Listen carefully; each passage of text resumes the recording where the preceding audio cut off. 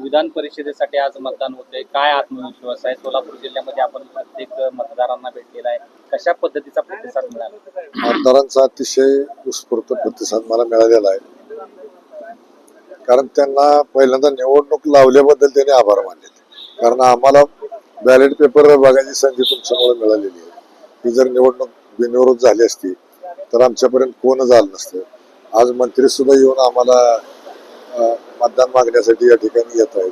त्यामुळे तुम्ही ही प्रक्रिया चालू केल्याबद्दल मतदानाने आनंद व्यक्त केला. तुमच्या उमेदवारीमुळे भाजपनं दचका घेतल्यानं अशी तुम्ही काल तक्रार केली की चेन वोटिंग होण्याची शक्यता आहे.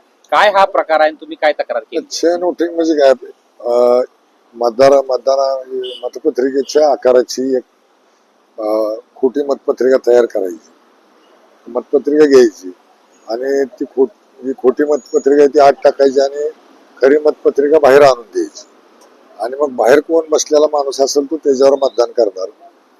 तो दुसरा जो मतदार आहे तो आत नेऊन टाकणार आणि त्याची स्वतःची मतपत्रिका बाहेर आणणार.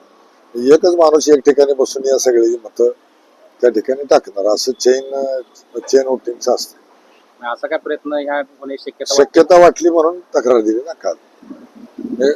झाल्यावर तक्रार करण्यापेक्षा व्हायच्या आधी तक्रार केली आणि आदरणीय जिल्हाधिकारी साहेबांनी त्यांनी आमची दखल घेऊन तसे आदेशही काढलेत की जर त्या ठिकाणी एखादी खोटी मतपत्रिका त्यामध्ये सापडली तर तिथल्या अधिकाऱ्याला जबाबदार धरलं जाईल.